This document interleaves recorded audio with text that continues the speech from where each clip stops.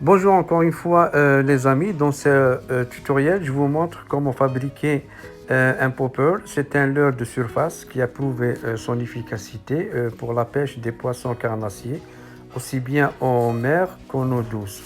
N'oubliez pas de vous abonner à notre chaîne, de mettre la mention j'aime et de partager afin de nous encourager et de donner un bon souffle à cette chaîne.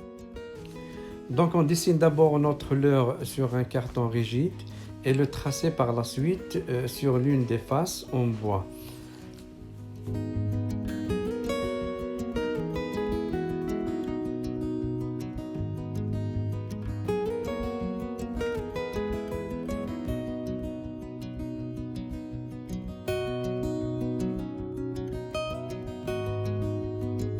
On colle les deux surfaces avec un peu d'époxy et on laisse sécher pendant environ 2 heures.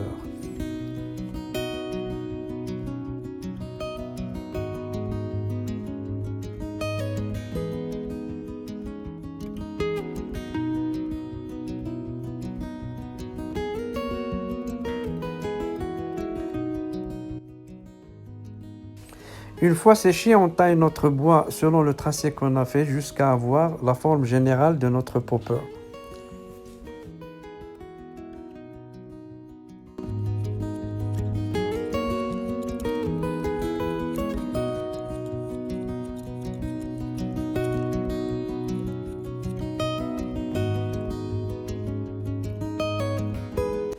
Puis à l'aide d'une mini ponceuse, on commence à lisser notre leurre pour avoir la forme finale de notre popper.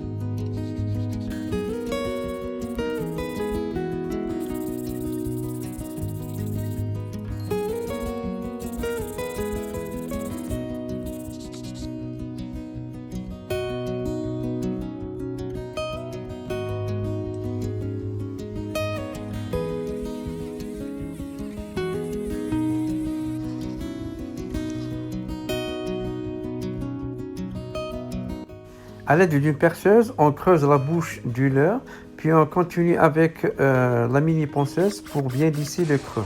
C'est une étape un peu délicate car il faut faire attention pour ne pas froisser les bords du creux. Donc il faut y aller doucement pour cette phase.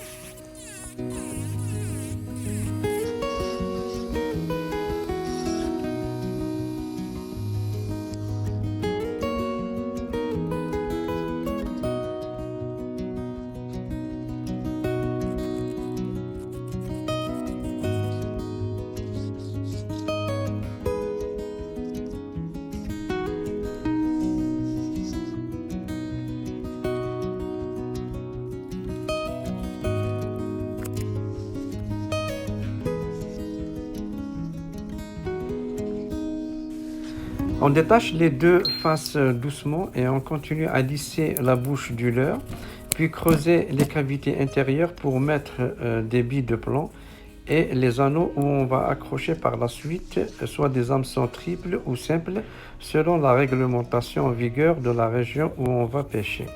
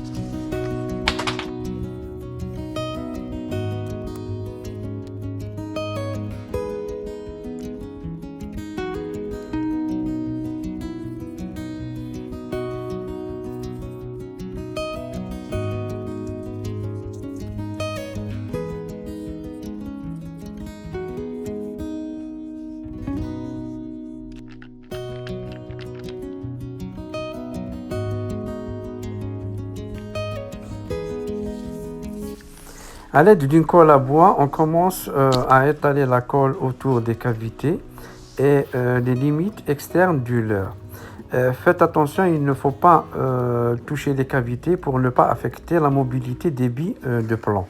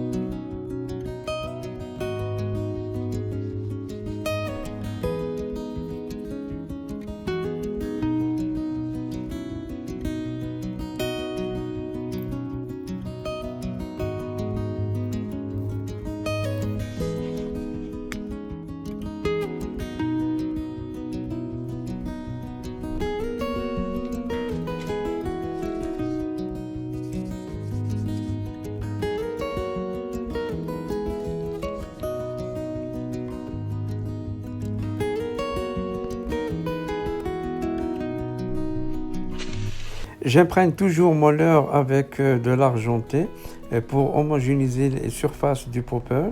Et aussi comme je vais couvrir ce leurre par la suite par de l'aluminium, ceci permet donc de donner une tête homogène sur l'ensemble du leurre.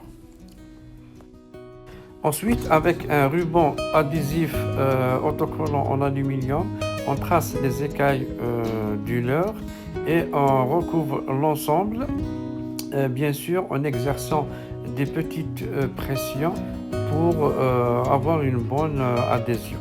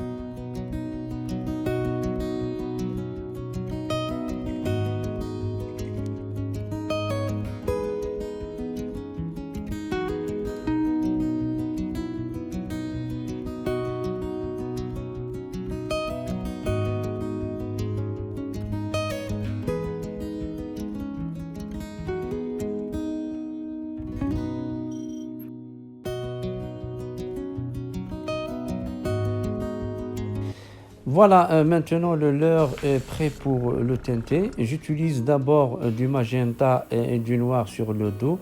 Le magenta bien sûr déborde un tout petit peu vers le bas. Le ventre, ça va être en blanc avec des extrémités rouges pour mieux exciter le poisson. Et enfin, la bouche, bien sûr, ça va être du rouge.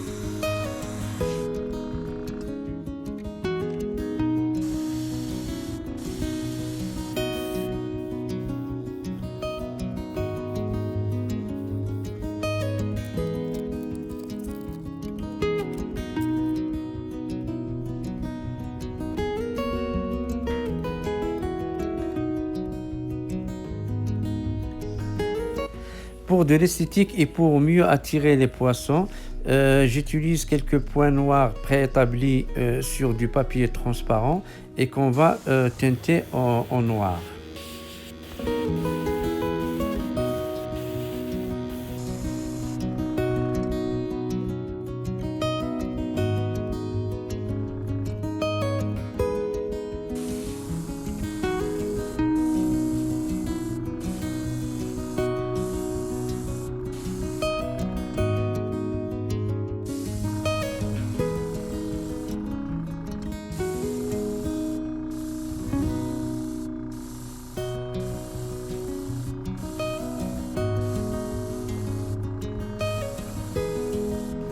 Avec de l'époxy, donc on va mettre les yeux du leurre.